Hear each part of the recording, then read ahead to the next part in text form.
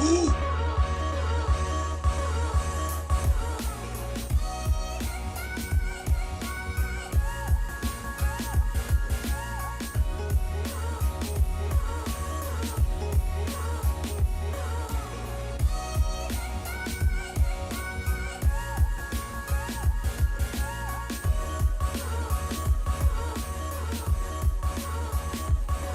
Me, this was flagrant.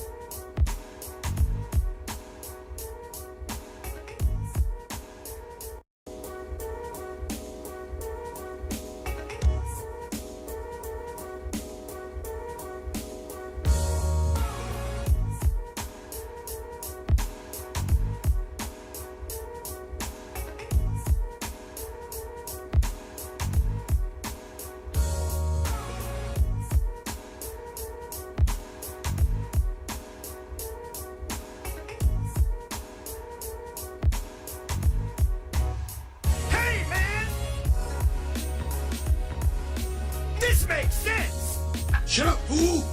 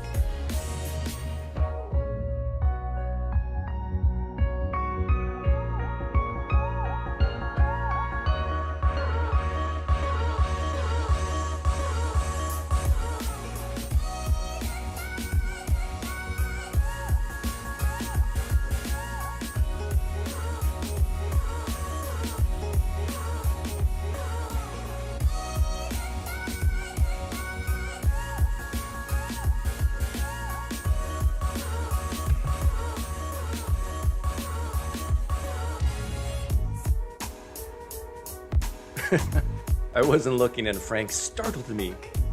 Frank Turret gave me a startle. Doug Dean, you were first.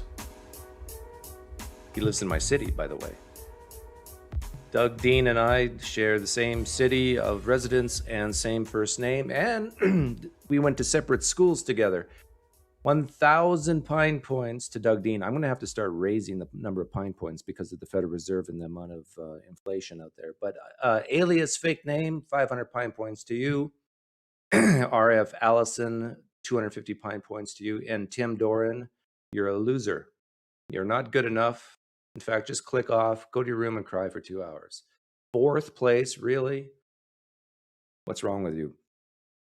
Welcome if you're new here.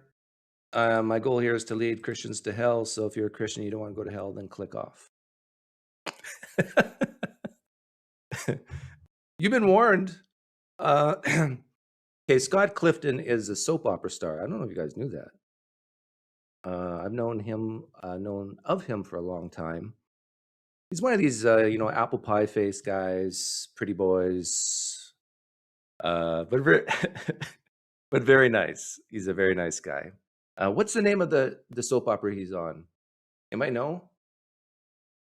250 Pine points to the first person who puts it on. I mean, not puts it on, but knows what it is. What is it? I'm going to guess Days of Our Lives, As the World Turns, For Better or For Worse. What's it called?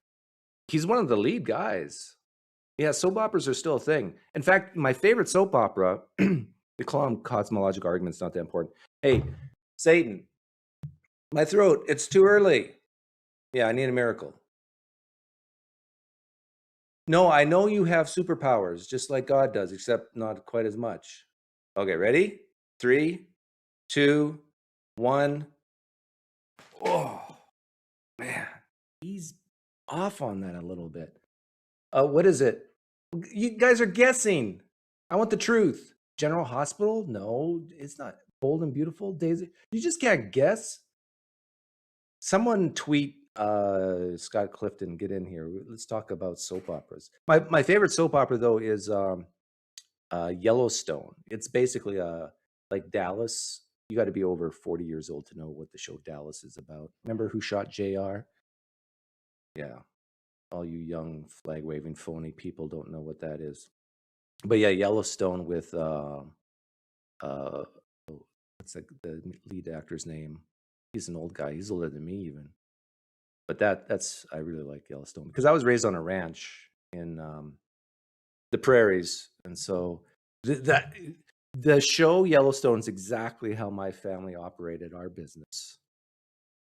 Yeah, we killed trespassers and everything. Okay, so here's my comment, my general thoughts, and I'm willing to have people call in and give me their thoughts on how it went. But here's my general thoughts. Scott, you were being a little too obsequious. For those of you from Saskatoon, Saskatchewan, obsequious means ingratiating. Oh, and those people from Regina, ingratiating means you were too nice to try to get something, I think.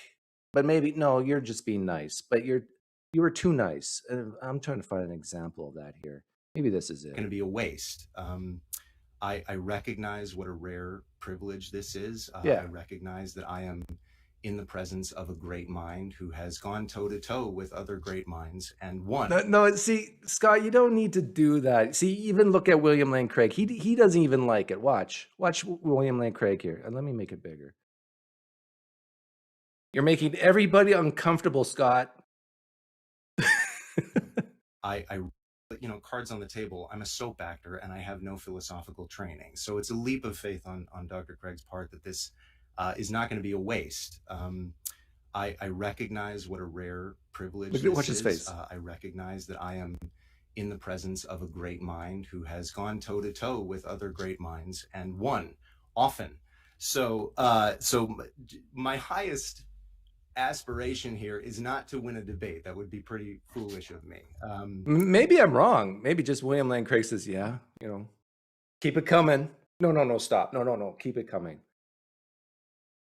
But yeah, remember the days when William Lane Craig said he would only debate people with PhDs? Didn't he say that, or am I mixing that up with someone else? But yeah, there was a little bit too much sucking up. But everybody's heard, anybody who watches my channel, I think, has heard the Kalam cosmological argument. Everything that begins to exist as a cause, the universe began to exist, therefore the universe has a cause. You don't know. You don't know. You weren't there. Satan was there. Yeah. So Satan, does the universe have a cause? Did it begin to exist? No. The universe has always existed. It's co-eternal with Yahweh in you? Well, no, you're not you. You were created. Yeah. Yeah, interesting. So everybody's wrong. The universe has always existed and Yahweh has always existed. Interesting. Okay, but this is one of my favorite parts of the debate. And the problem is Scott Clifton, being a soap opera star, used such big words that I don't think the people from Saskatoon could understand. But let me play it here. But to create a document together that sort of maps out the assumptions and intuitions that can cause reasonable people to disagree about whether the universe is something that has a cause. And this dialogue may include me hearing for the very first time answers to my objections that are totally satisfying. I very much doubt that. I think you're very well read on this, Scott, and I doubt that anything William Lane Craig will say you haven't thought of before. But again, you're being obsequious, ingratiating. You're making it so easy for William Lane Craig to love you and for all Christians to love you.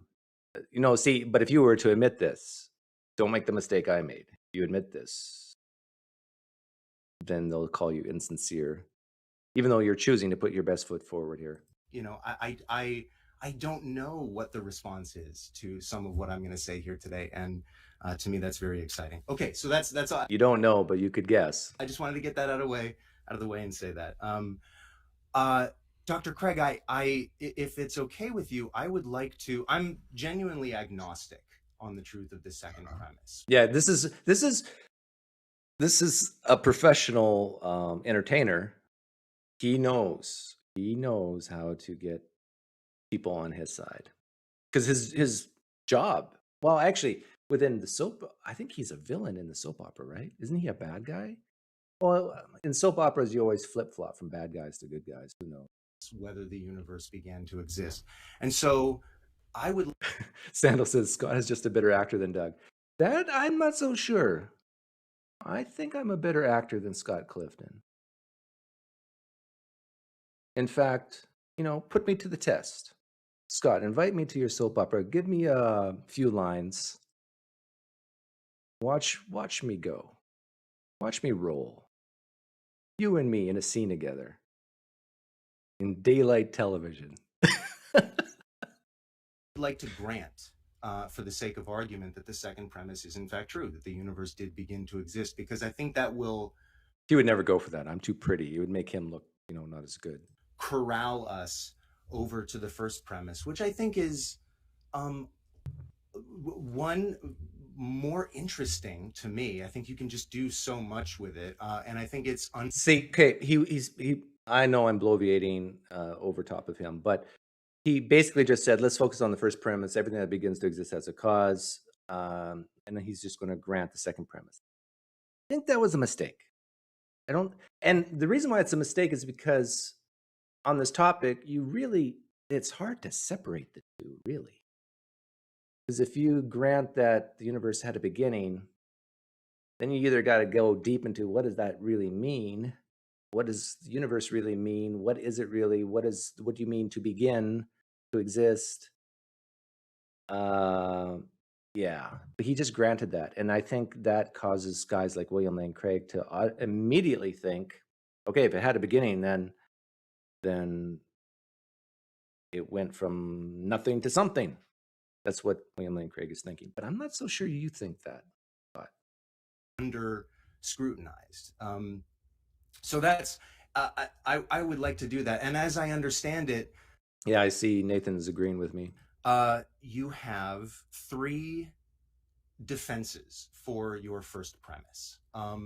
One is a sort of inductive argument, right? I mean, you look. And by the way, for people from Saskatoon, Regina, I'll explain what all this means soon. Around the world, things have causes. Or from Newfoundland. If you're from Newfoundland, I'll also explain it. Causes. There appears to be no exception to this rule. By the way, Dr. Craig, if at any point I'm misrepresenting you or I've got you wrong, I prefer that you actually interrupt me, because I don't want to talk past you a second longer than I have to.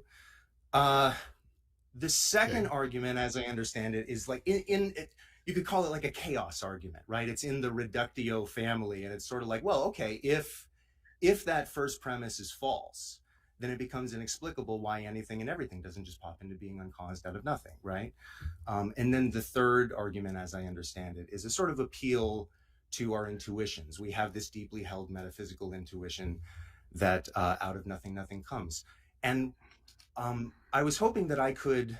This is the good part. First, the inductive argument first. This is because I think that I can offer. I think that induction doesn't get you there all the way to whatever begins to exist as a cause, and I think I can show that by offering an alternative causal principle that I just made up. Shannon Q, pay attention. I know if you're from Newfoundland, so you have to think really, really hard here, but pay attention to what he's going to say. This is important. But which I believe enjoys exactly as much empirical support. And I'll call it the double causal principle, right? So here's my principle. Whatever has an efficient cause of its existence has a material cause. And I think you can take that and you can sort of make it into a parody Kalam argument, right? So that's the first premise. You can have a second premise that's something like, the universe has no material cause, conclusion, therefore the universe has no efficient cause of its existence. Okay, now, if you're from Saskatoon, Regina, or Newfoundland, Halifax, I don't care.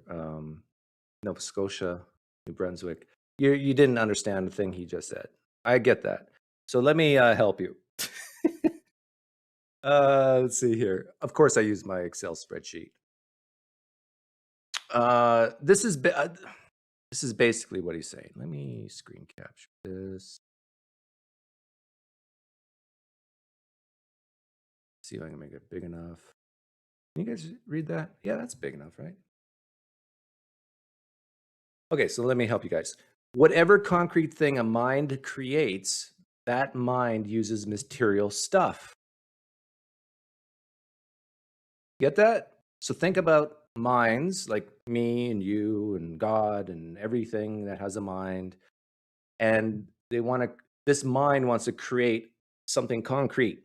Like, we're not talking about thoughts and abstract objects. We're talking about something real, you know? I mean, you know what I mean by real. Like, you can hear it, you can see it, you can touch it, you can taste it, you can weigh it.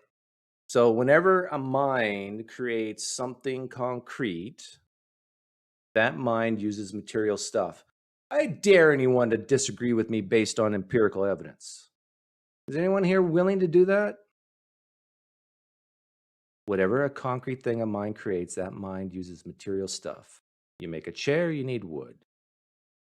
You make a marble statue, you need marble and tools and stuff. Maybe some glue. Okay, premise 2. The universe, a concrete thing, universe is, and even dark matter. I mean, you can weigh it, you can see it, you can sense it, you can touch it, you can taste it.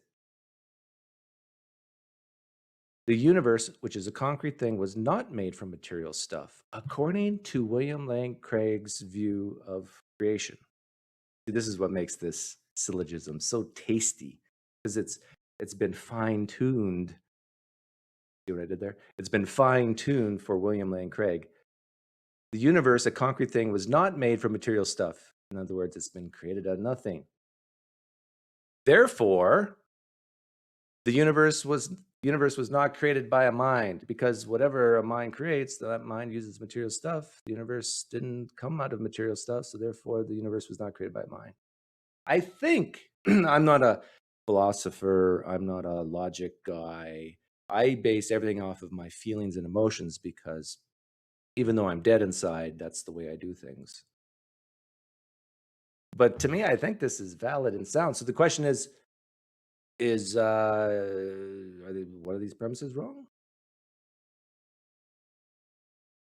You see how you can use syllogisms like this to almost defend anything you want? I believe, and someone can correct me if I'm wrong, but I believe this is what Scott Clifton's saying. Now, he used words like efficient cause and so forth. But really what he's saying here is efficient means like you got some type of agent causing something, doing something. So whatever concrete thing that mind creates, that mind uses material stuff. Universe, which is a concrete thing, was not made from material stuff. It was just created out of nothing, and not anything. Therefore, the universe was not created by a mind. Therefore, theism is false. At least William Lane Craig's view of theism is false. And we're done. We can go home. The orientation of your text in the cells is vexing me. What are you talking about? What's the orientation problem? It's sent. Oh, you mean it's not justified? Is that what you're saying? So this was the most brilliant part, in my opinion. Yeah, he is using a material cause,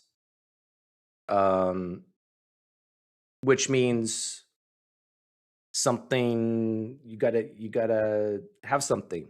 But William Lane Craig thinks, no, the universe was created not with something other than God's thoughts, right? Which is not a concrete thing, not a material thing. But I really like this. I think my version is better than Scott's, because people from Newfoundland can understand it. So, and it's like, with William Lane Craig's argument, no, it's not his argument, the one that he just used, he stole from the Muslims. The argument that William Lane Craig stole from the Muslims The first premise, everything that begins to exist has a cause. He has 3 arguments to defend that. Now, everything that begins to exist has a cause. Our experience of the world, through induction, we'd say, yeah, William Lane Craig's right. Everything that begins to exist has a cause.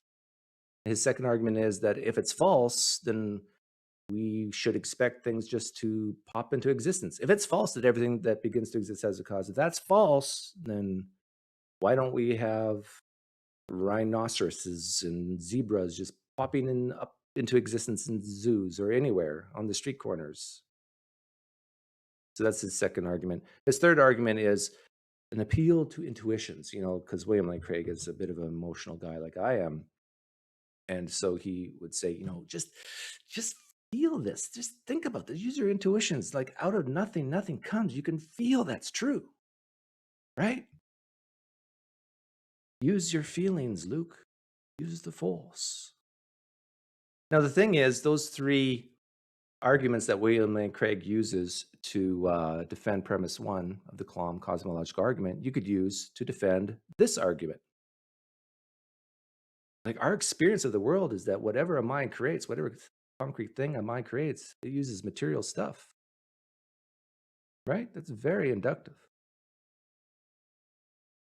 And if that's false, I mean, we just can't create, our minds can't create stuff out of nothing.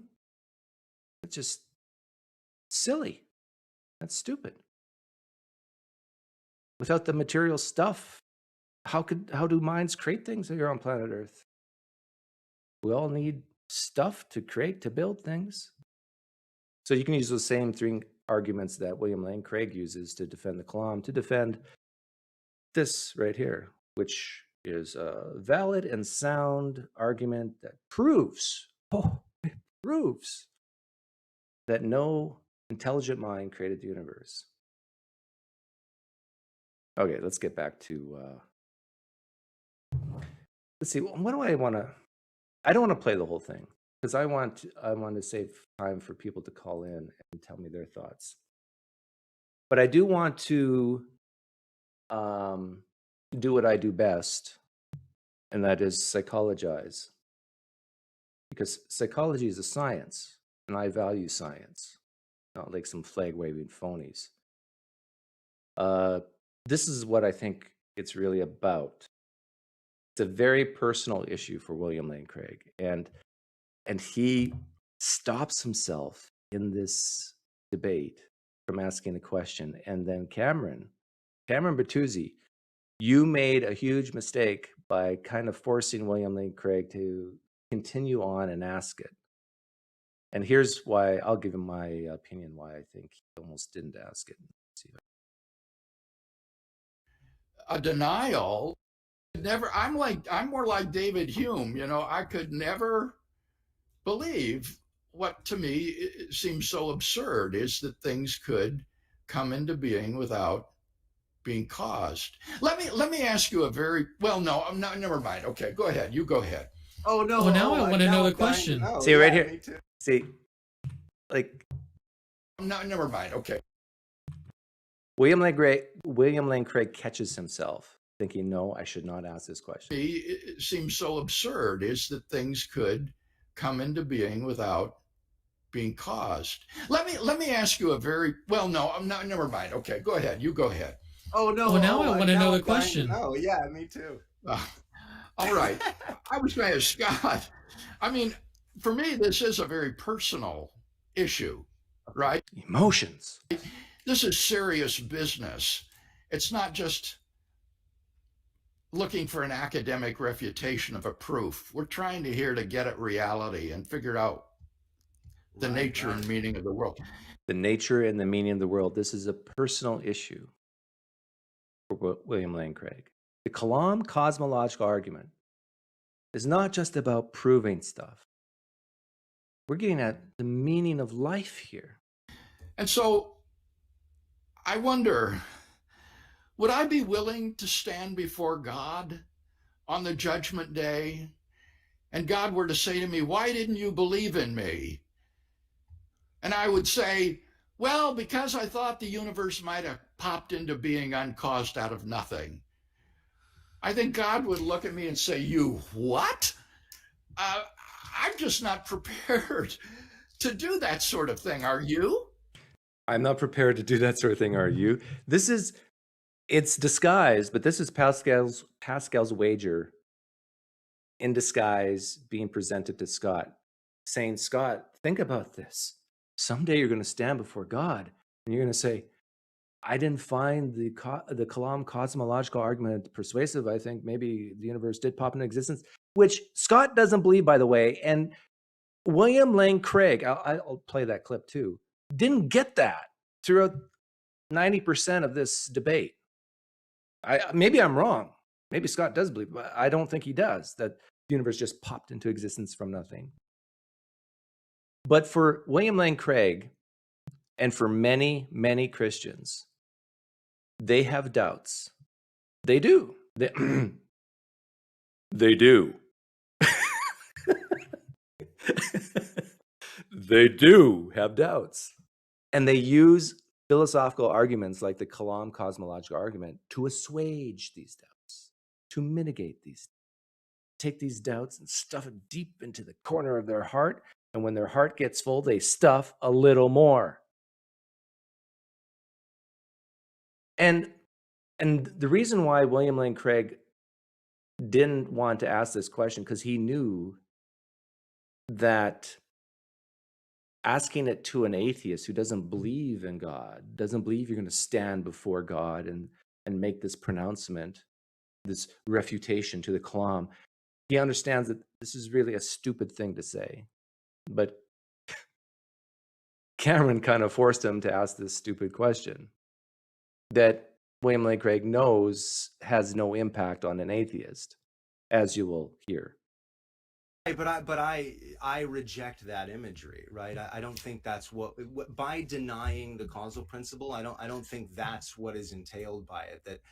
That seems wrong to me, right? The whole imagery that William Lane Craig is appealing to, Scott, like me, we just reject. And even if there is a God, and I stand before this God someday, and he goes, why didn't you believe? Well, no, more specifically, what was wrong with the Kalam cosmological argument, Doug? Well, I just viewed the universe as necessary, just like you're necessary. I just wasn't convinced that it needs some type of mind to create the universe. If the universe is necessary, I mean, in its totality, not the things within it, but the cosmos itself was eternal past. Like, I didn't assume that I understood time and that it was always one direction and that maybe I felt like a squirrel. I felt like a squirrel trying to do calculus here. And I just was humble and said, no, this doesn't have to be created by a disembodied mind that I can't even comprehend. Like, God, I wasn't weak like William Lane Craig, who has this existential angst and just can't sleep at night unless he has the answers to these questions. Sorry, God, that you made me so strong that I didn't feel this emotional tug towards you. That was rude. Rude. Oscar, thank you for the donation. I would stand in front of God and say that. Maybe I'm not as scared of our merciful Father as Craig is. Yes, that's exactly what I'm saying. I didn't even read your comment. We are sabbatical. We are sabbatical with each other. Yeah, and the Pascal's wager in their thing too, the fear. I've been talking to a lot of Muslims lately, and their fear is through the roof. But William Lane Craig would make a good Muslim. And maybe that's why he was attracted to the Kalam cosmological argument. Because he has that fear in him too, that existential angst. Now, you think I'm wrong about this? That many Christians use the Kalam cosmological argument to help them not feel crazy and stupid for what they believe. I think this is the right clip. This is Alyssa Childers saying just that. Well, that's interesting that you would bring up the Kalam cosmological argument, because even to this day, when I kind of wake up and think, are we all crazy? Like, Yeah. is this real? Yeah. Is this right and true? Yeah. It's that one that really just brings, like, when I kind of go back through all of my beliefs, I'm like, the buck stops there. Yeah, the buck stops there. Here we have Alyssa Childers, who's been a Christian most of her life, still waking up today or in the recent past and asking the question, are we all crazy? And then I think about the Kalam cosmological argument and I can breathe. Yeah, because it's just absolutely stupid that something can come from nothing. So I'm not crazy. I'm not crazy. You're the crazy one, not me. So I don't think I'm wrong about this. I think William Lane Craig shares the same sentiments as Alyssa Childers here.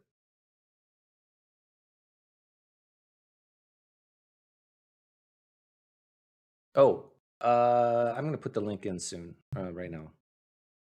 And I want to know your guys' thoughts on this. I want to play a few more clips too.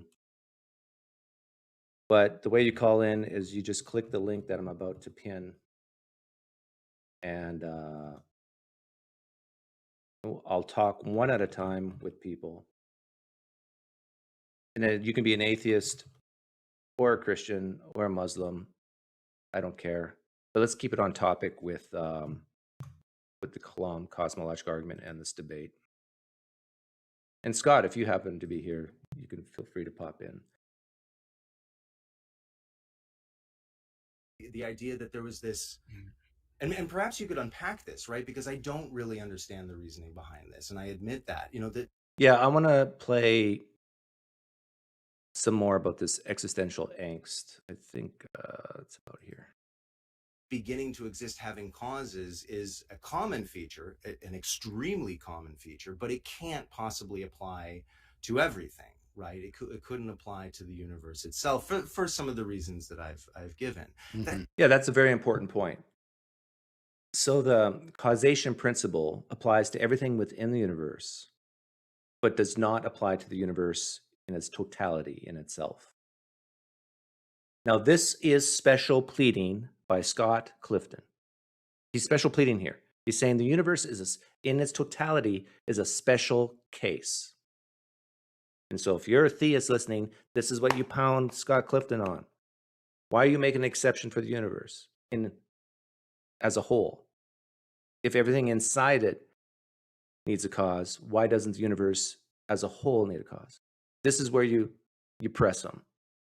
However, you guys, you theists, have a lot of special pleading going on too. You believe that something can't come from nothing unless God does it, right? There's your special pleading. God can make something come out of nothing. You special plead when it comes to, oh, the universe can't be eternal past, but my God can. Even though he has personal thoughts, you believe in a personal God, most of you. And so we're not talking about time in seconds or hours, but time in terms of sequential thoughts. That there was a time before the universe existed where the universe didn't exist, but maybe angels did. So you guys still believe in time before the universe's existence. I think, yeah, William Lane Craig admits this in this debate. And you have to import this whole idea of disembodied minds, and there's one of the phrases that they both used in this debate was bullets to bite. You got to bite the bullet. Scott Clifton has to bite the bullet, and I do too, that the universe in totality is special. And maybe the causation principle doesn't apply to it in itself. That's the bullet we have to bite. But the bullets in plural that William Lane Craig has to bite is that you got this concept of something outside of time, something existing outside of time, but still maybe has a little bit of time, something existing outside of space, something that has a mind that's disembodied. These are things that are not based on evidence, is it? At least not empirical evidence. This is something that you've come up just by sitting in a chair smoking a cigar. To me, that doesn't seem like a huge bullet to bite, especially given, how ill-equipped we are in terms of our intuitions about how the world really works. Well, I think that the big bullet that you bite, Scott, is that as a result of your argument, you're stuck with the universe coming into existence without explanation, for no reason at all, without a cause. It's the view that my friend Quentin Smith used to say, the universe came from nothing, by nothing, and for nothing. Sort of a nice Gettysburg Address of atheism. Okay, and William Lane Craig did not hear Scott Clifton in this debate. Listen to what, I know William Lane Craig's talking here, but listen to what Scott Clifton says here. Smith used to say, the universe came from nothing, by nothing, and for nothing. Sort of a nice Gettysburg Address of atheism. He goes, yeah, no, I don't agree with that. But William Lane Craig, I think at this point in the debate, still thinks that this is Scott's view. Well, that does seem to me the bullet you're going to bite, given your principle that every efficient cause must have a material cause as an accompaniment. And I would rather let that go by the board than give up the idea that the universe beginning had to have some sort of explanation. Yeah, this is the existential angst that I was talking about. There has to be a reason, there has to be a meaning, there has to be an explanation. Because if there isn't, then my life is useless. William Lane Craig has basically admitted this in other talks he's given. Yeah, it seems to me sometimes it's... Oh, sorry. Yeah. We've only got about 10 minutes left, and I was thinking that it might be fun to turn to the second argument that Dr. Craig normally gives. I would like to do discuss that for about 10 minutes. It is a follow-up argument, Scott, to the first one we've been talking about. Suppose you're willing with Scott to bite the bullet and say things can come into being without a cause, or things can begin to exist without a cause, to put it more neutrally. Then, as Arthur Pryor pointed out, you face this very difficult question. Why is it only universes that come into being without causes? Why can't Beethoven or bicycles or root beer or anything just come into being or begin to exist without a cause? Once you allow an exception to the principle that everything that begins to exist has a cause, then there's no answer, it seems to me, to that question. And yet, obviously, things aren't popping into being uncaused all the time around us. Yeah. I have two thoughts about that. One is that it seems to me that we can make a kind of parody argument on the other side of that. Like your defense of the Kalam cosmological argument entails that it's not impossible for events to occur uncaused, right? And so now to me, that really runs afoul. Okay, this is brilliant by Scott. Because theist Christians like William Lane Craig believe that free will, the thought you have, came from nothing. It wasn't determined. Because if it came from something, then one could say it was determined and you couldn't have done otherwise. You get it? But I think people like William Lane Craig thinks that the agent himself or herself is the cause, but was not caused to have that specific thought, just chose it out of what? Out of nothing. So William Lane Craig pushes back against atheists like Scott, saying, well, you believe something came from nothing, which is not Scott's position, but he kept on saying that. But yet we'll still say God made something out of nothing. Human agents create thoughts out of nothing.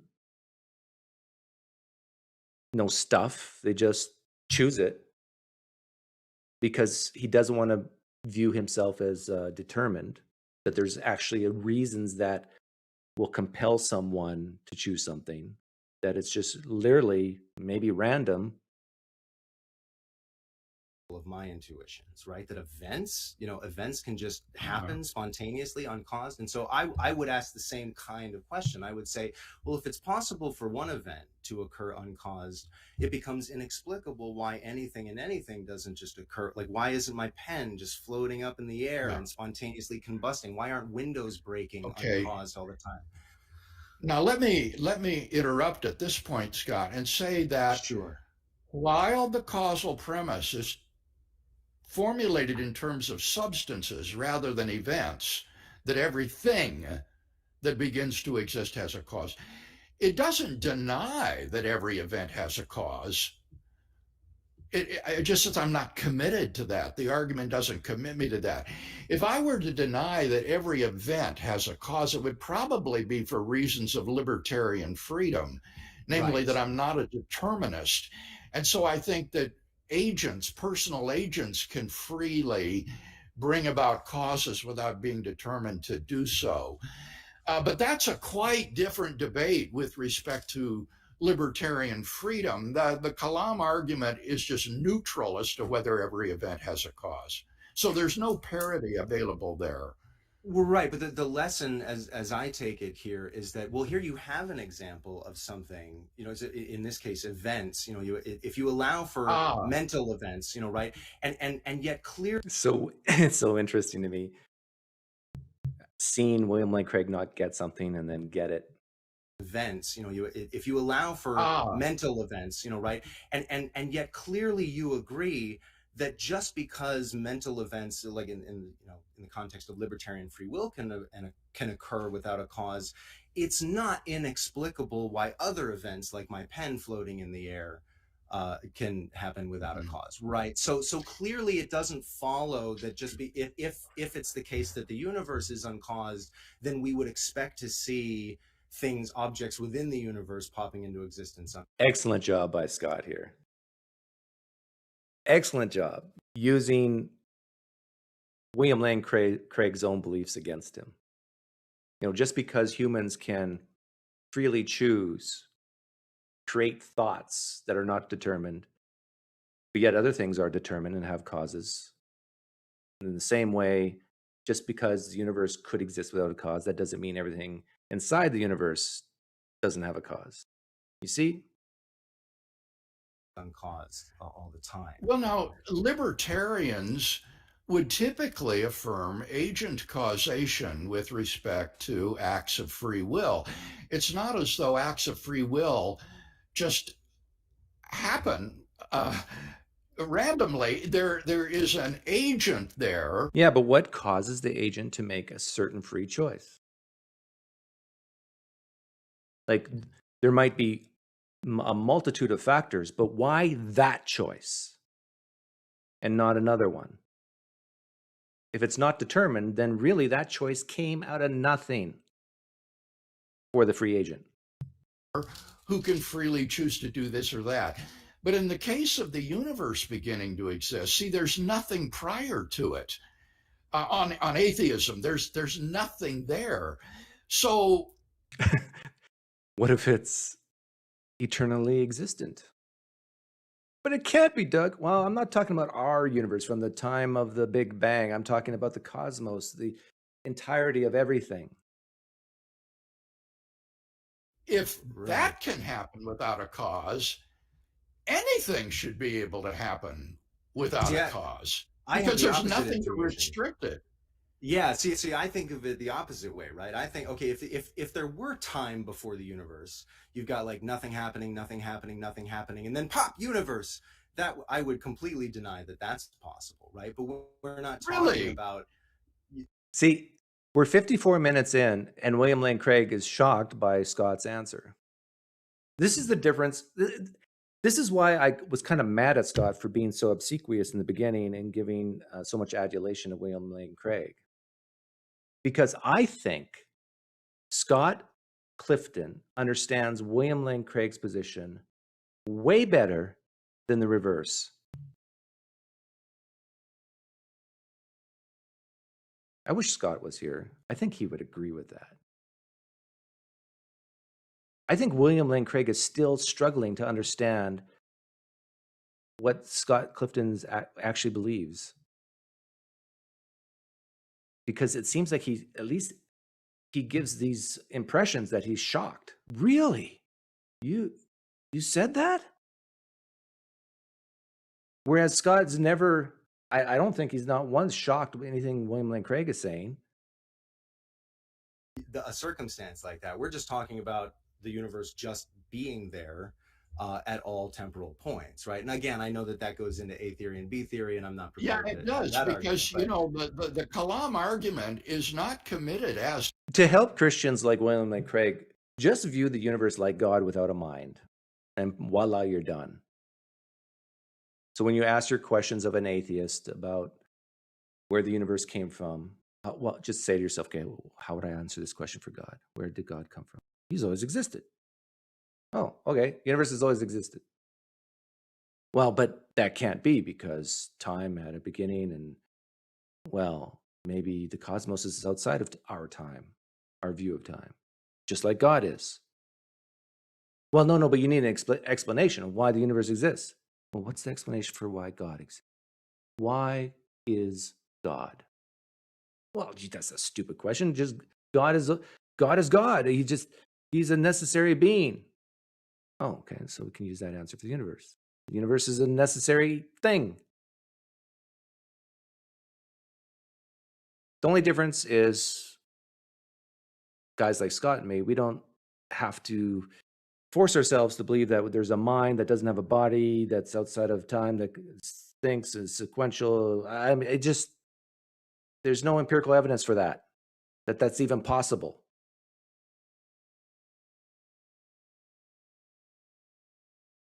Is there anything else I want to play here that was interesting?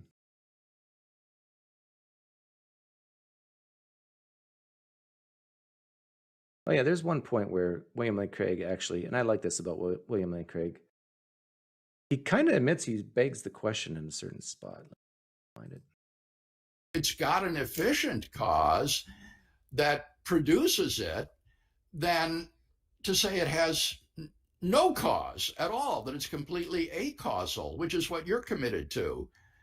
So I disagree that the home run here is that the universe began to exist. If the home run here is that the universe began to exist, and we're saying it's absurd that it didn't have an efficient cause and doubly absurd that it didn't have a material cause, then you're begging the question in favor of the universe requiring a cause. But if you say that what the home run here is that the universe was caused.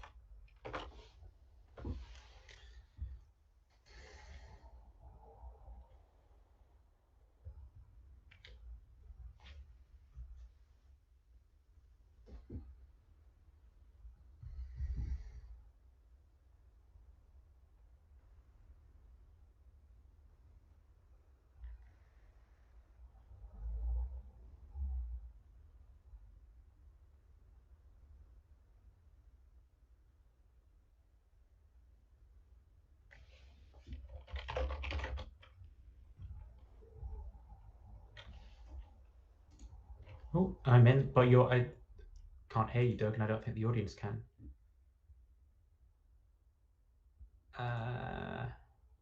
Oh, there we go. Yeah, gotcha. I was muted. I noticed because I was watching on the other screen and I could see you talking, and then I was like, hang on, have I been let in? And then I came over here and I couldn't. Yeah. My apologies. I was doing too many things. So what were your thoughts about that debate? I think he did really well, firstly. Yeah, I thought William Lane Craig did pretty good too. Yeah, he never loses. I mean, Scott was, I found it a bit icky at the start, the sort of like, but I think that there's so much stuff going on. Like from his point of view, I think he's got to maintain rapport with Cameron, which means like showing the due respect for the guest and stuff like that. And, because if he's then enabled access to like Cameron's platform, it gives him like a greater kind of payoff in terms of getting his views. I think there's all those considerations for him, so he's got to do that. But it's kind of icky to me. Yeah, but Scott shouldn't try that with Muslims. Yeah, because then I went in EF Dewar yesterday actually, but I saw that. Yeah, I just happened to click on and saw you there. And then I'm trying to think what else. Yeah, I thought it was weird. He rejected premise one, because when they actually got into the discussion, it seemed like his objections would have been strong.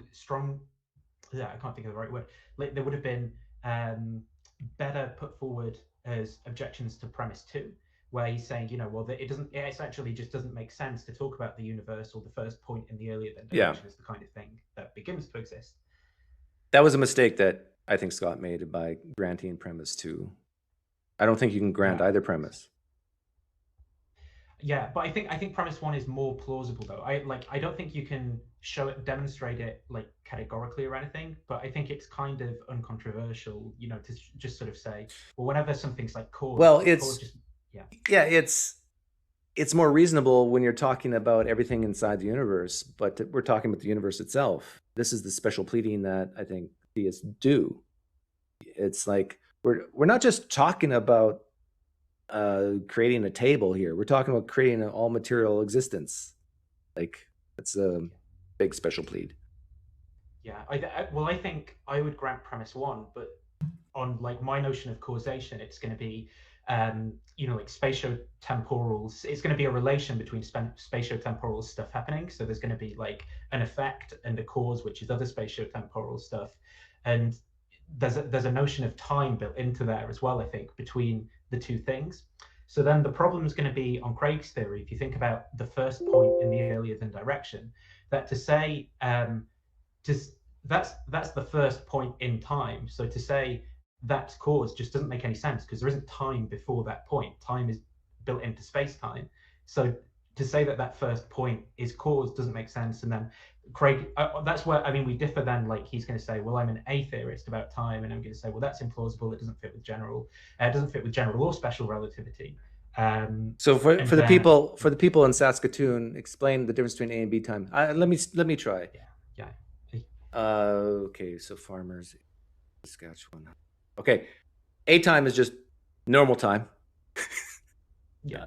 B time is a bit of a like VHS tapes time, where you got it all set and you can go back and forth in certain sections, but it's still there, linear sequentially, but it's really accessible in any chunk. Is that? Yeah, that's pretty much. Yeah, there's like variations within them, so that that there's B theories that are just completely like a static block. Like, time is just a physical property that exists, and there's different points of it, but they're all equally real. There's no preferred place. There's spotlight theories, where there is like a preferred now that actually exists, but all the other parts of it really exist as well. There's growing block theories, where the past is like that VHS tape, but the future bit is being made as we kind of go on.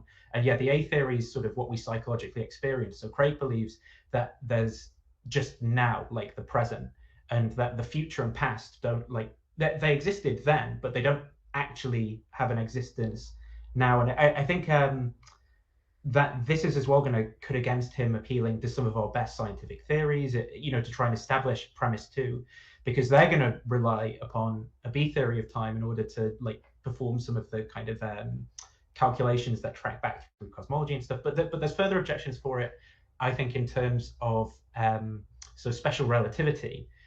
So basically, special relativity tells us that there isn't like an absolute time, or there isn't a need for an absolute time, and there's no preferred reference frame. Whereas Craig has to commit himself to saying that there's a preferred reference frame. So if he wants to say that the special theory of relativity is true, he's going to somehow have to have that working plus this preferred reference frame, and then he's just adding stuff in that you basically don't need, or best scientific theory tell you. Man, it just seems like a lot of work just to feel special. Yeah, well, he did say. Well, he said it. He said it's basically about heaven and hell, right, and not standing before God. And he's like, well, even if you don't accept it, you don't want to stand before. Did you God catch that the first time too, like I did? Yeah. I was putting in the chat, so it's just about carrots and sticks. Like, why are we even discussing this? Which went down well. Yeah. And so, how do you think Scott would answer this question? Did the universe have a beginning? Did it come into existence? Well, I think they're two different questions, and that's the issue, is that the universe having a beginning. So if you're a B theorist, like there's a first part of that VHS tape, right? Mm-hmm. And time is built into what that VHS tape is. Whereas so it makes sense for all the points after that to talk about them beginning to exist, because that's just like moving along the VHS tape. Right. But at that first point, it doesn't make sense to talk about that beginning to exist, because there isn't a bit earlier than it. It's like saying what's north of the North Pole. Or something. Yeah, see, this is the problem, I think, and the weakness of Scott, because I shouldn't say nobody, very few people understand B theory of time. And so when he's basically granting the second premise, but yet at the same point saying that the universe didn't come into existence, it's confusing people from Saskatchewan. Right, yeah. And Newfoundland. I think he said he leans towards the A theory, which is... No, B theory. I thought he said he leans towards the B theory. Maybe I B as in boy. Yeah, I'm quite sure. Yeah, I thought... I think I heard him say he leans towards A, because he said... Because I think Craig liked that. He went, yeah, that's really good, because he was like... and then Scott said something like, yeah, because I really believe that time's passing, like we psychologically experience. Because that's what A theorists will say B theorists are doing, is they're not... their theory doesn't agree with our kind of psychology, because they're just saying the passage of time is an illusion rather than really happening. I mean, there's loads of back and forth around that, and it can get quite technical. Like on the A theory, then how fast is time really passing at? Like 1 second per second? Is there like meta time? And it can get quite boring. But I think, I think even on the A theory, where there's a preferred reference frame, right, which is this absolute point in time that's passing. But I mean, that's still the first time that there is the first part of the universe, right? Because again, it's space-time, it's built into space-time. So I don't really understand the notion of that beginning to exist, because it seems to me, again, there'd have to be an earlier than point. And then Craig's going to talk about like simultaneous causation, which again, I think that's an incoherent notion. But there were a few points where Craig degenerated into just a contingency argument, basically, where when Scott had pressed him, and he wouldn't normally do this, but I think it's because he had to win, because it's like a soap opera guy, and he was like, well, yeah, but then you're still left with, what's the explanation, Scott? And it's like, well, that's a different argument, Yeah. What do you think of what I made? Yeah, it works. I think it works. I put like a sort of formalized version. So it'd just be to say that for like you'd have to use like quantified logic, but yeah, it's like modus tollens argument, and it goes backwards. And so yeah, I think that works. And you could say the universe wasn't created by a mind as a result of that. Yeah, the only thing I think a theist can say against this is, but the universe is special, or something like that, which then the atheist like me can say, yeah, you're right, the universe is special, doesn't need a cause. They'd probably reject one on that basis. They'd probably say, well, I mean, the universe was created by God's mind, right? So there's a case of something that like they'd probably like appeal to that. Yeah, the appeal to induction. Well, I think more like begging the question, because that's the thing. Like you'd be discussing the Kalam, like whether the universe was created by God's mind. They go, but that's the thing that was created. So yeah, it's special pleading, I suppose. Yeah.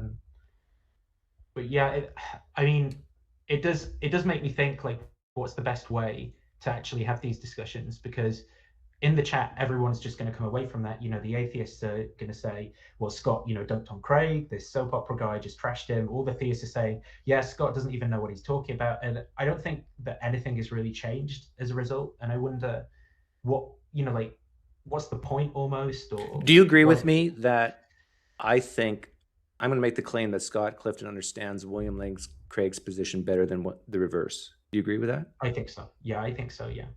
Yeah. Which is sad, right?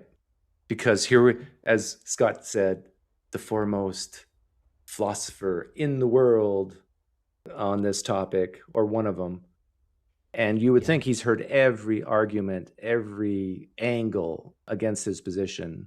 And so many times during that debate, William Lane Craig says, really?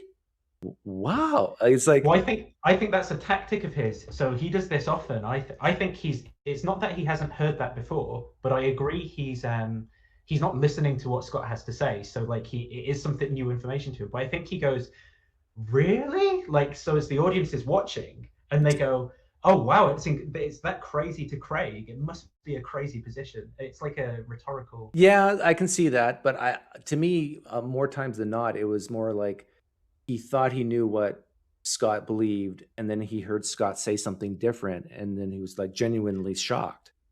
Right.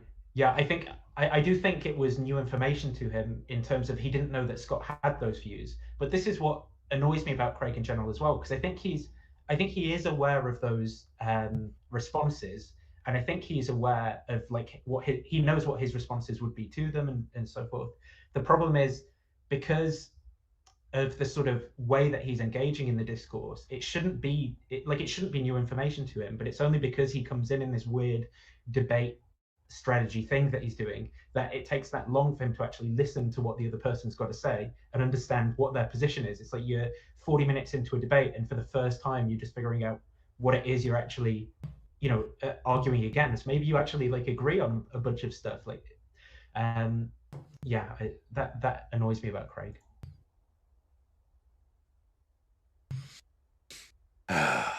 And the thing is, I don't know, most Christians don't even care about this, do they? I think they care in the sense that this is something that most people don't have good responses to, that they can wield to make themselves feel intellectually superior to people who don't believe the guy rose from the dead. Right? Yeah. Yes. I think Alyssa Childers said it best. Am I crazy? I mean, that was a bit of a slip of the tongue, right? Like, well, she's still on her channel. Well, as in, I've got diary entries, for example, where I was like, am I just being crazy? Is this all a lie, or is the world really under the power of Satan or whatever? And I do think that that's part of the Christian story about the way reality is that, am I crazy? No, that's just what the Bible tells me it's like. This is the age of the Prince of the Air ruling things. Yeah. Well, the Bible itself says, Alyssa, that you are crazy. What you believe is crazy. Is this gaslighting? A little bit, but there is it's good gaslighting, though. It's good gaslighting. There's an early Christian theologian called Tertullian. I think he says something like, "I believe because it's absurd" or something. I do think that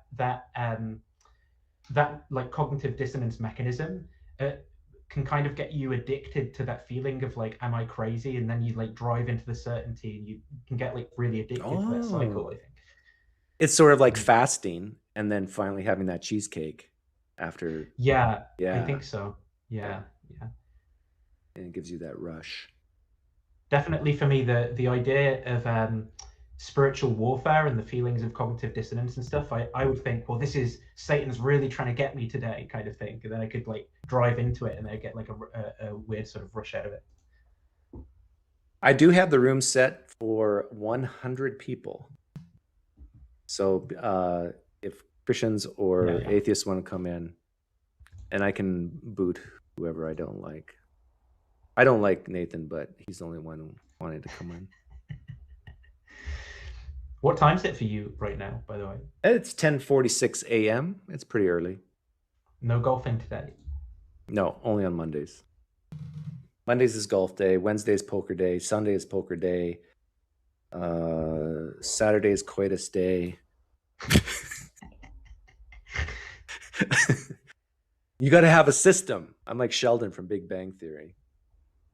I do laundry every day, though, because I got a teenage boy. Okay, we got Oscar. Oh, yes. You know Oscar? I do know Oscar, yeah. He's great. Well, let me be the judge of that. Are you great, Oscar? Yeah, for some reason it didn't connect to my headphones. Okay. I'm great. How are you? I'm doing well. What did you think about the debate? Well, I think you missed the most interesting part. What's that? There's a part where I think Scott asks like why this there was some principle, like why is it a metaphysical principle rather than just like a principle that holds in our world? And then he said because it is stated as a metaphysical principle, which is like totally missing the question. And Scott tried to ask him several times, and yeah, was really hilarious. Yeah, I remember that. And the metaphysical question was, what was it again? Can't remember. Wasn't it the causal principle that everything? Yeah, I think so. And basically, William Lane Craig's answer is, well, that's true just by definition. It's basically what he's saying. Yeah, we define this as true, so obviously it's true. Yeah. Well, no, Craig said, I think and he did this repeatedly, actually. He said, because like the opposite, I just find that absurd, right? And it's like, well, what does that tell us? William Lane Craig finds something absurd, therefore, what? It's metaphysically impossible to be otherwise. It's logic. It's a contradiction to be otherwise. What does that mean? He does this all the time with like with the Hilbert's Hotel examples, where I just find Hilbert's Hotel absurd. So it can't. Yeah, there was a similar point early on when they just got down to like they just have different intuitions on something, and I think like, well, then the argument doesn't work on people like Scott. Like, what's the point? Like, Craig says, like, I don't have an argument for this. This is just like an intuition I have. And Scott is like, okay, I have a different intuition. And then it's like, yeah, that's it then, right? Well, yeah, they did. We got some cosmological intuition. We got someone in here who knows what he's talking about. Right? You were there, right, Brent, when the universe was created? Your last name is almost Kalam. Don't let the wise visage mislead you. No, remember, I don't claim to be an expert in philosophy of religions. I wouldn't claim to know what I was talking about. And I didn't see this particular presentation, so I suspect Nathan probably has a better grasp of what transpired by far, and also what transpires in the Kalam than I do. But I just wanted to make a quick point, because there was a difference between the way that Nathan formalized the argument, which I take it was directly from Scott. Is that right, Nathan? No, I was just formalizing Doug's spreadsheet thing, which was Doug's interpretation of what Scott was saying, which I think is probably right, but there could be some. Because yours was more, it seems like yours was more generic, and Doug's was specifically relying upon, it seemed to me like a mental material dualism. Is that right, Doug? Is that what you intended?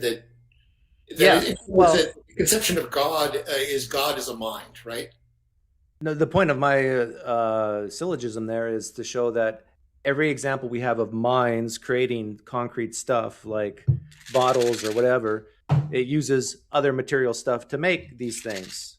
The universe is a concrete thing. So therefore, if God has a mind, he had to use stuff to make the universe, because all our experiences is exactly that, if we're using empirical evidence to support premise one.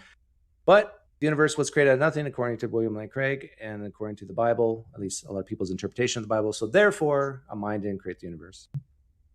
Philippe Leon has an argument against creation ex nihilo, which is basically this, like everything we know have a material cause, but they claim God did something without a material cause. Yeah. If you want to read like a professional philosopher, it's basically Kalam, but you question material causation instead of like efficient causation. Why is it easier to believe, Brent, you're a Christian, right? Why is it easier to believe that disembodied mind named God could create something, and has this disembodied mind has always existed outside of time, space? Why is it easier to believe that than a universe has always existed? It's not. Oh, well, we're done. We're done. This goes back to the distinction between classical theism and theistic personalism. You know what I'm talking about? Sort of, yeah. You're basically. You may not have seen it. I sent you an email recently. Yeah, I saw it. Okay. So I think this is a really important issue, and it was a pertinent issue to the way in which the four Muslim guys were criticizing you, I felt. Because I thought that you were presupposing a theistic personalist conception of God. That is, God is basically a person, just one without our limitations. And it's sort of like a res cogitans, as Descartes would say, right? A thinking thing, a mind, in other words, as we tend to think of it in the modern age. And they were thinking of God as being something more like a being itself. being, the classical theistic conception. There are various versions of it. The Aristotelian will say God's pure actuality. The Thomist will say God's being itself. The Neoplatonist will say that God is the absolutely simple or the one. Yeah, I hear what you're saying, but when I press them on certain things, they remember there was a moment where I said, interrupt me if you disagree with anything I'm saying. And I'll say, like, this God hates things, hates sin, hates immorality, yet created knowing exactly this is what would happen. And it's, so you can say on one hand, well, this is an impersonal God, but yet this God has desires. This God hates things and loves things. So what are we talking about here? You can't personalize God. I think for them, that was sort of like what the classical British empiricists might call speaking with the vulgar. The classical idealist George Berkeley talked about, well, yeah, it's true. He was an idealist, so he didn't really think there were material things. He says, of course, when you're like speaking to your washmaid or whatever, when she's doing your laundry, you're going to treat, your undershorts as if they were material things. You're not going to, speak like a philosopher in that case. And I think that's kind of what they were operating on, because my sense is, and I could totally be wrong about this because I'm not that familiar with Muslim philosophy, but that they tend to assume this kind of classical theist conception. And that has problems of its own. But I think that, in the case of something like the Kalam, it has an answer for why the universe couldn't be necessary, for example, why the universe couldn't be uncaused. And the answer is because the universe is composite. And therefore, if you apply the principle of sufficient reason to it, you say, well, there has to be some reason why the stuff in the universe is here and holds together. Whereas universe being composite? Just 1 second. On the classical theist conception of God, they would say, no, God is absolutely simple, right? So God doesn't need that kind of explanation. But then, of course, that's the doctrine of divine simplicity. And Craig specifically has argued against the doctrine of divine simplicity. He argues with Bishop Barron against divine simplicity. He's argued with Ed Fazer against divine simplicity, which leads me to think that your argument against Craig actually probably is a good one, as you formulated it, Doug. Okay, so let's Oscar one. It depends on theistic personalism, the idea that God is like this Cartesian mind. You know what I'm talking about? Yeah. I know what you mean. Okay, Oscar, you wanted to say something? Yeah, what's the argument for the universe being composite? Like, there are field theories where everything is basically one field. It's interesting. Well, I think that it's taken to be kind of just a self-evident premise that because, the universe contains like multiple particles or whatever it is, that therefore, these particles are parts of the universe. And if the field was a spatial field, then space also has parts, right? It would have quadrants, Cartesian, that could be specified by Cartesian coordinates or some more complicated mathematics. Yeah. I mean, over my head. This could be a great, Oscar, as far as like I said, I'm not a specialist in this. As far as I'm aware, this might be a great objection to this kind of argument, which is a more classical theist argument.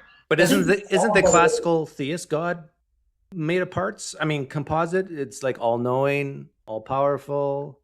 Well, they say that it seems like that, but it's all one thing, really, which you could say about the universe as well, of course. Right. So Doug's objection is actually, this is what Alvin, Uncle Pete Plantinga objected. So once again, you're well attuned to Plantinga's way of thinking. Without reading one book. Well, that's actually the argument against divine simplicity. It is, right? Plantinga rejects divine simplicity. Craig rejects divine simplicity. There's a video on YouTube. If you look, it's Ed Fazer. I think it's on YouTube. He discusses these objections from Plantinga and sort of precisely this objection, like how can all of God's various attributes, not be conceived of as parts? And he argues that, no, they should be conceived of as parts. Because of the predicate divine. Well, the all-forgiving is definitely a part because that only came into play after creation, right? That's one thing I stumped at least one Muslim on. That's definitely a part. The way that someone like Fazer or the Scholastic will respond to this is by bringing up all kinds of scholastic distinctions that I'm pretty sure I couldn't get away with laying out right now. But like, I'll mention them, like the distinctions between, something having a predicate eminently, virtually, really, and these are all laid out incidentally on my in one of my videos on Phasers, Scholastic Metaphysics, if anyone's interested. So let me summarize what you're saying, Brent. You're saying that on William Lane Craig's view of theism, guys like Scott can just take him down easily, but on classical theism would be tougher. Is that what you're saying? I don't know. I would say that we could take him down easily. Like I said, I don't have the expertise to be able to say that. But I'm just going to keep it narrow, and not having seen this video, but having double time watched your stream so far, Doug, I think that your argument, as you formulated it, I think it is something that Craig is committed to insofar as he's committed to God being a mind, and that it does seem to me to be a sound argument, or at least a compelling argument, even if you might object to premise one and on some grounds, like some of the things that have been mentioned about free will and so forth, you might try to make an objection. And I'm assuming, by the way, that you're thinking that if the mind creates thoughts, that it can only do so with the brain. Is that an assumption? No, I'm not even assuming that, but all I'm assuming is that any concrete thing a mind creates uses stuff, material stuff. Well, concrete things. Okay, so not thoughts, not events, just things. So, and the universe is a concrete thing. Yeah, coffee cups. You need stuff. And William Lane Craig believes that no stuff was present when the universe was created, so therefore can't be created by a mind. Checkmate, William Lane Craig. As you know, I'm not a huge Craig fan, so it's fine with me. I don't rest my arguments for the existence of God on the Kalam. I'm more in favor of things like the contingency argument, the Aristotelian argument, the Thomistic argument. You rest your belief on, like, God did light up a wet napkin for you, right? I wish. I wish he would do it right now. I mean, that would be satisfaction of my heart's desires, opening PineCreek's soul up to the love of God again. Nathan, did you want to say something about composite stuff? Or? Well, just that I think we've got to be careful. I mean, so of course we could, say, well, Craig could have argued this argument, right? And it would have worked, and then he would have successfully argued Christianity is true. But in terms of what was discussed in the debate, the Kalam, I mean, we could always say, Craig could have given some mereological argument or some contingency argument, and they're stronger. But I think we have to say, on the basis of the reasons he gave, that he didn't give the better reasons. And actually, even across, whether we're kind of Thomists or naturalists, we're pretty across the board committed to premises which are going to actually cut against Craig's metaphysics as a whole, and that he needs to get the Kalam to work. And so we're all in agreement that Craig's model of God, reached on the basis of the reasons that he provides for believing in that God, shouldn't be believed in. There aren't good reasons that should rationally compel someone to believe in that God. There's a guy named Your Best Brent once in. Is this your nemesis, Brent? My best Brent. Yeah, his name is Your Best Brent. This is a risk.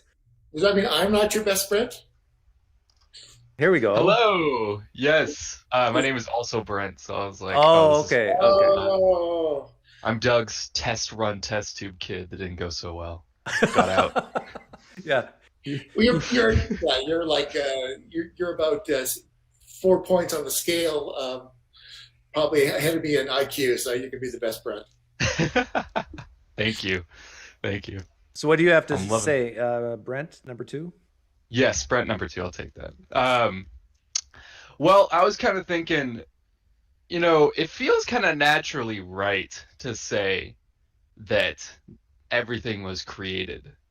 Even though like our whole understanding of everything is that stuff comes from merging other stuff into new stuff, And I was wondering why that is. And I think it's because it kind of relates to death in a little bit. And it's like you see someone alive and it's like, whoa, this person's walking around having a good time, and they die and it looks like something left them, Or like when you make like a car, it's like it's stationary and then you start making it move, and it feels like this other property is being added to it when you create a machine, right? Whether it's a kid that you're creating or a car, or maybe even like back then, like a bow and arrow feels like a completely different thing. And so I'm wondering if it's like that feeling of like having new properties coming into something that you've created something new, Like almost like the whole like hydrogen and oxygen make water that feels so unique that that's a creation. Brent and number that's two. where that Brent feeling number comes two. from. I hear what you're saying. I'm resonating with what you're saying. However, I see people die, and I see their bodies decay, and I see cows and sheep and goats eat the decay, and then they poop, and then the plants grow and people eat plants. I see the circle of life, in other words. So it's not like something's lost or something's new. It's, you need to watch The Lion King. That will solve all your problems. But I do get what you're saying, that when you, most people watching probably haven't even been to a funeral. Have you ever been to a funeral in your life, Nathan? Yeah. And also, I was thinking actually when I put my dog down last year, and I definitely got that feeling, when they inject it with the stuff, and then all of a sudden it just kind of it stops over like a minute or so, and then it's like, well, where did the dog go? Like that's a very natural feeling, and I agree that's. Yeah. So in that sense, I do agree with you, Brent number two. That's why I think there's the intuition. I think that's what we're kind of tripping over when we're doing the Kalam. Well, the Kalam is an appeal. Do I dare say this? It's an emotional appeal to our intuitions. That's what I think. Yeah. That's my guess. I think I just think it's so. I agree, it might be that kind of thing going on, but it just seems so misconceived to me to go from like, well, medium-sized objects within the universe in our kind of field of experience behave like this. Therefore, like the set as a whole at those scales and stuff behaves like that. And I think that this is something that this is why I'm a fan of like naturalized metaphysics, right? Is not going from the kind of things that medium-sized primates kind of tend to have happen in their experience to what it like necessary truths about the ultimate state of the universe. Because the universe isn't scale invariant. Like we know quantum stuff happens differently at really small scales or really big scales, like black holes. Yeah. Are you? I take it you're an atheist, Brent number two? I am, yeah. Were you ever a theist? I had theist family. I had Christian Science family members, but it was never like intense. And then recently, some family became more intense, and so we've been having like not in a bad way. Like we've been having really good conversations, and so. It kind of happened actually after I found your channel that we started having those discussions. I wonder if you influenced me to be like, "Ooh, let's go chat this guy up." Let's rumble. Yeah, I'm prepared. Something else that I was kind of thinking was with you brought up like God's justice or like mercy or his forgivingness came after creation. Was that I was thinking a little bit like about his love and justice and truth or whatever. It's like. I think that's something that we could give every single thing away to the Christians. Be like, okay, the Bible is 100% true. Let's just assume that every single thing stated in it was just like a factual statement. How do you still know that God is just or like God is just or true, right? Like he did do the flood. I'll agree with you. He did create people, but how does that prove that he's just? Well, if you say the Bible's true and the Bible says that he's just, then you're done. Right, but that's a claim within the Bible. So like someone did make that claim, right? If we like view the Bible as like a series of events being reported, right? So people could lie, Jesus could have been like a charlatan, just kind of like, he knew how to resurrect, but that was it. That's the only thing he's really good at. Everything else was like a magic trick. But then you're not claiming the Bible's true anymore. You're just claiming that it makes claims. I guess that's true. Yeah, I guess then the position would be if you could give every claim its position of truth, where it's like every single claim did happen. How do you still know these things? Because they get the whole like, oh, well, all this evidence is, like proving that Jesus resurrected or whatever. And it's like, that's great. I can jump with that, sure. But then how do you get these like, how do you know that every other claim within it is true? How does that all relate across? Hey, Brent number one, what percentage of the Bible, the claims of the Bible are true? What percentage in your opinion? Well, Doug, first of all, we need to be sensitive to genre. And by the way, you still haven't gotten this right. Philosophy professors smoke a pipe, not cigars. Well, yeah, I guess the really old ones. You can't stink up your office or the faculty club with a cigar. You got a pipe with aromatic pipe smoke. But do you believe the Bible is more or less true? Yeah, I think it's all true, though we need to take, cognizance, of course, of the genres that are being used in the various books, because the Bible is a library. It's not a novel. And so, like, for example, I think like the parts of Genesis before, let's say, Abraham belong to the genre of myth, which can be true in a way and can even reflect some kind of historical events, but that it does it in a symbolic or allegorical way. It doesn't do it in a way of like historical reportage. And then once you get into the story of the patriarchs and the Exodus and all that kind of stuff, I think you're dealing with what I would describe as a sort of a genre of saga, which, just like the Norse sagas where the name comes from, it allows a lot of poetic license to, embellish the story for the sake of making it an exciting story. But what is there anything that the Bible claims to be true that you think is not? Anything the Bible claims to be true that I think is not? I think that if there are actual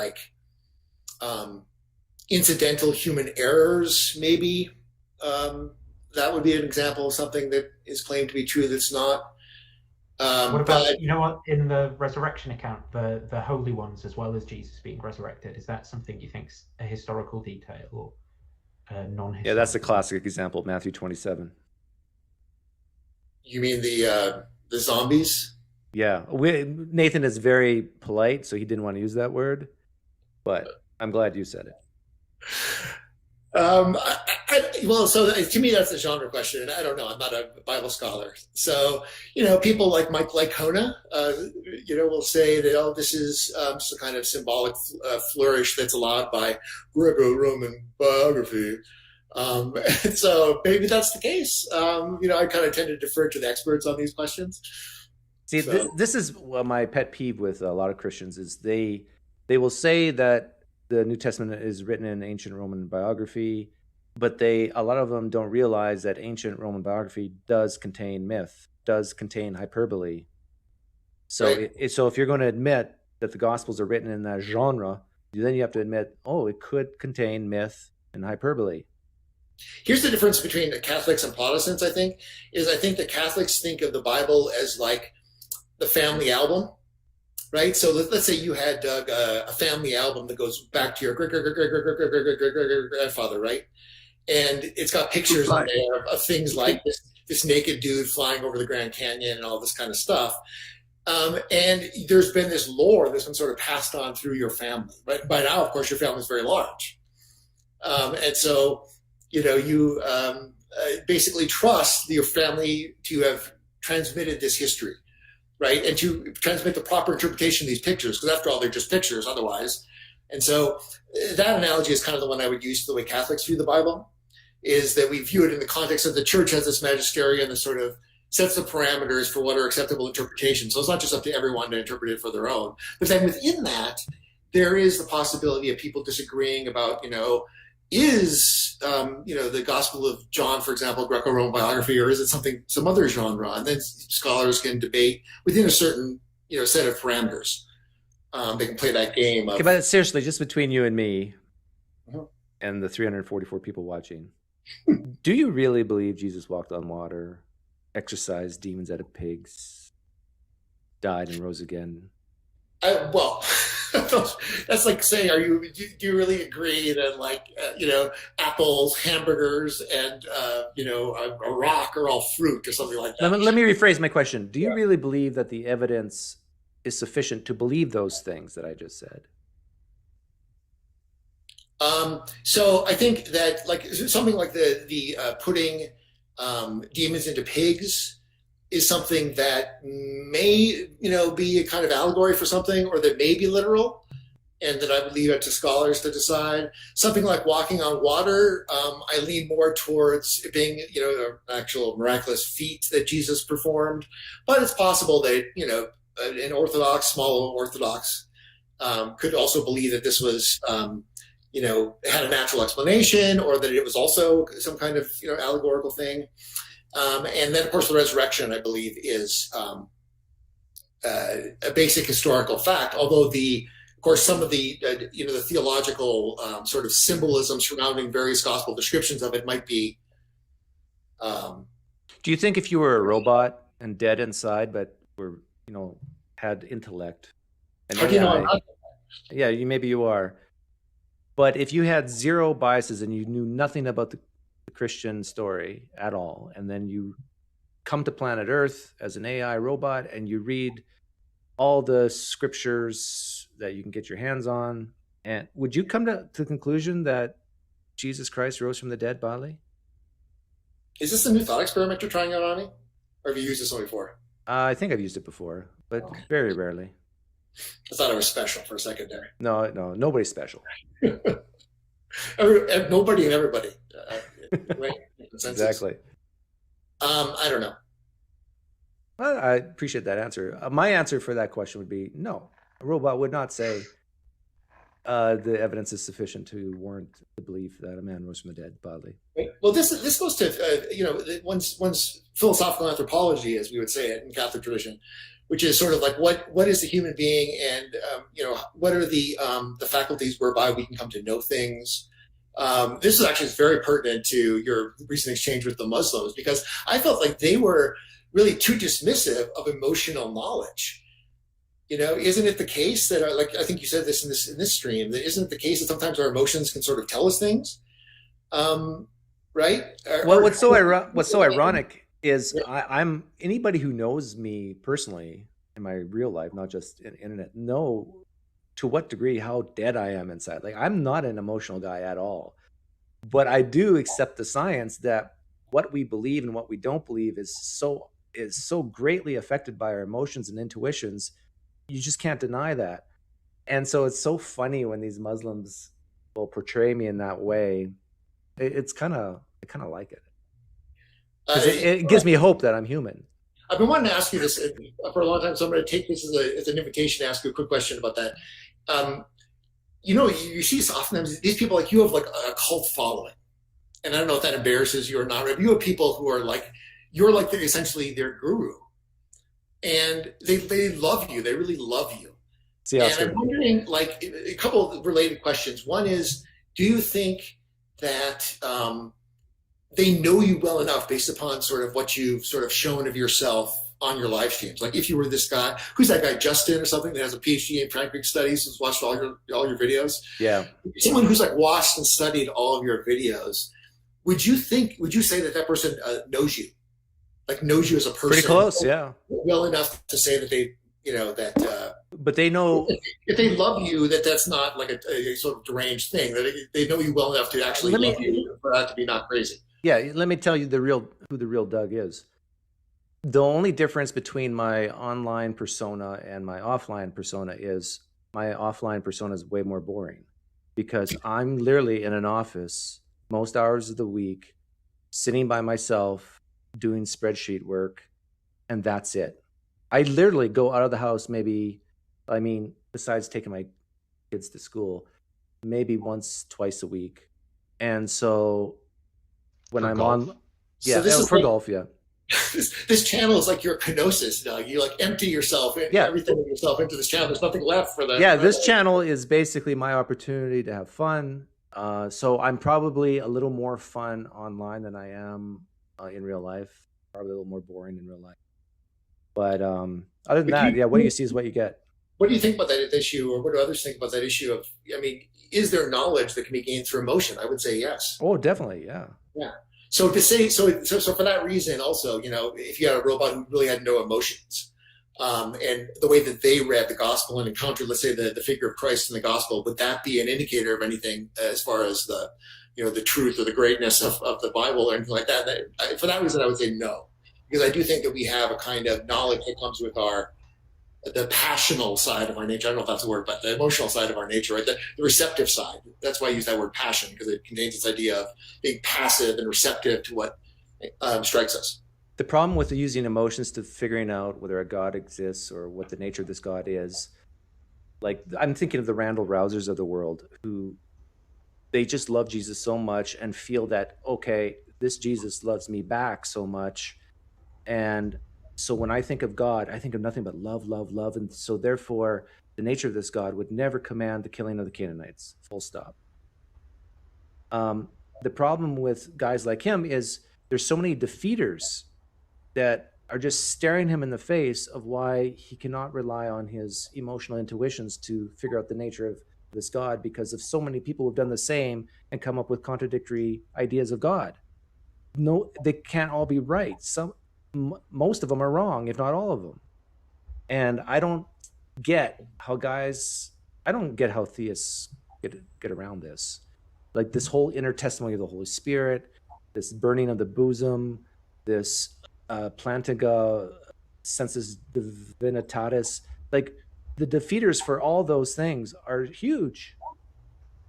So you're referring to the problem of religious pluralism, and I think this is particularly strong, I think, for people who are brought up within modern culture, because we're sensitized to diversity and to respecting diversity and to respecting cultural differences and cultural autonomy, and we don't want to be cultural imperialists and all this kind of stuff. But the original Christians were part of this, as you're well aware, in this incredibly complex religious milieu with all these different religions. And what they tried to do was to try to find a place for all of them within a kind of Christian cosmology.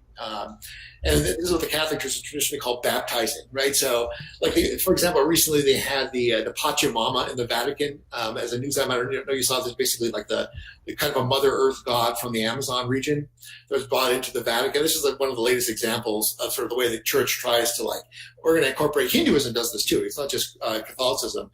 So my inclination would be to say more, well, let's not look at these different traditions as kind of hermetically sealed off, but let's try to find common ground, first of all, in those areas where we can agree.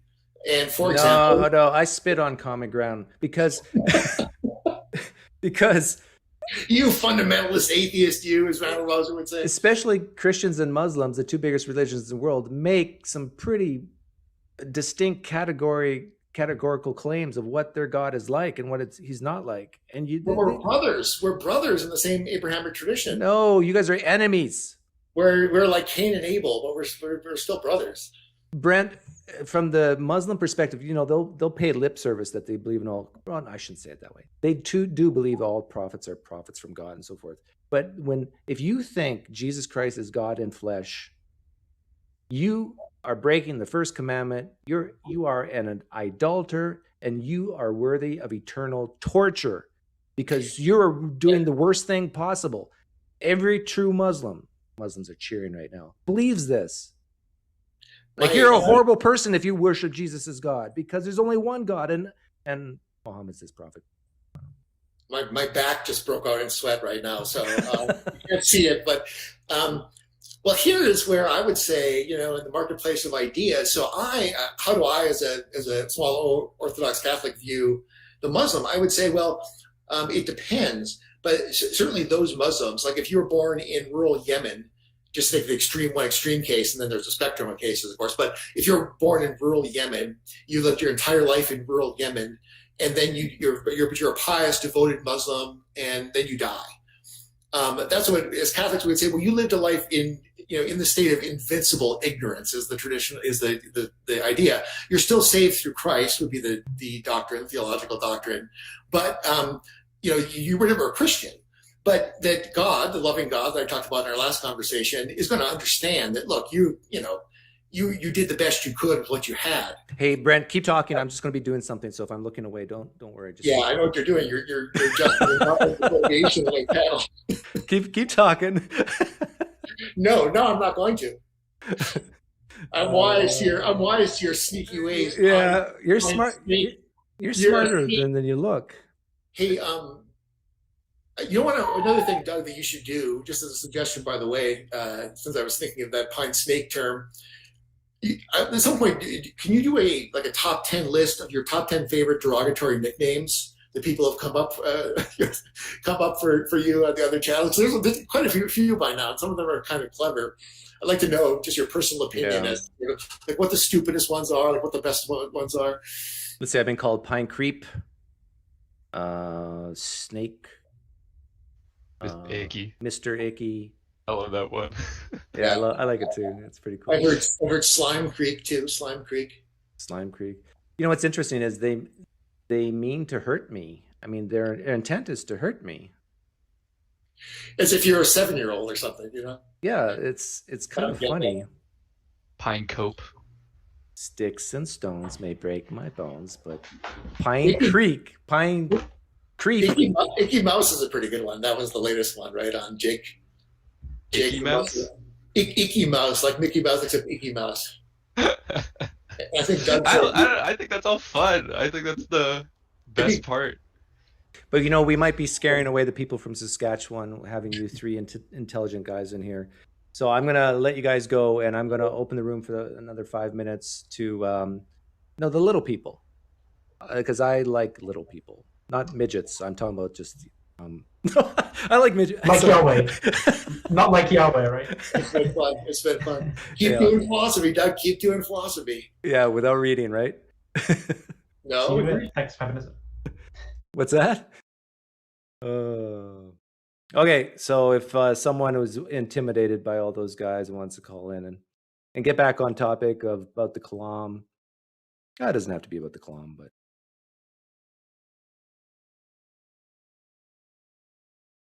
feel free to call in.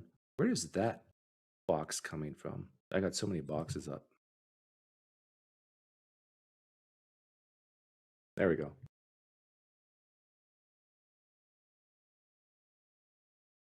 And I'll read the chat a little bit. Start the music.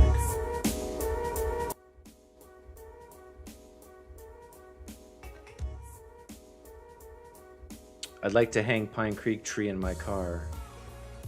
Yeah, your voice was loud. I don't know why.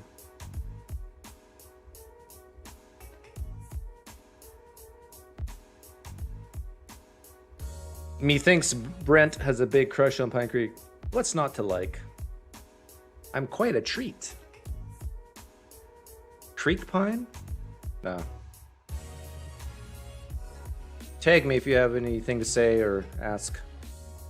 PineCreek is Satan's accountant. I'm not an accountant. I'm a finance guy, not an accountant guy. Accountants deal with pennies, maybe dollars. Finance guys deal with the big picture.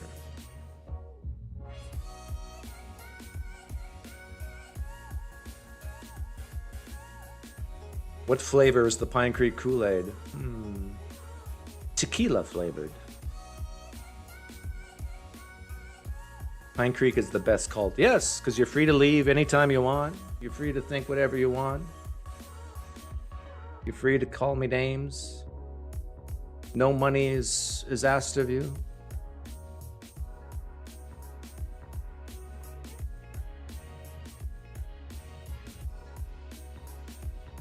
Here's a question. Can a person believe in God without influence of religion? I think you're describing born deists. Yeah, and according to Romans, you could. There we go. PineCreek is Satan's financial advisor.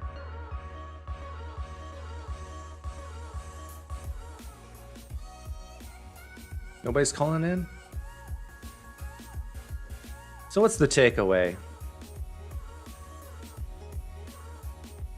Takeaway is this guy knows the Kalam very well. This guy knows the Kalam very well. This guy knows this guy's position better than this guy knows this guy's position. That's what I'll claim.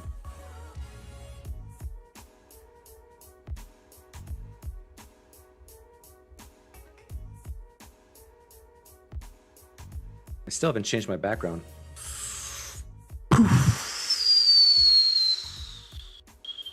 My apologies to William Lane Craig and Scott Clifton. They were both scheduled to come on, but the Brents took too much of our time.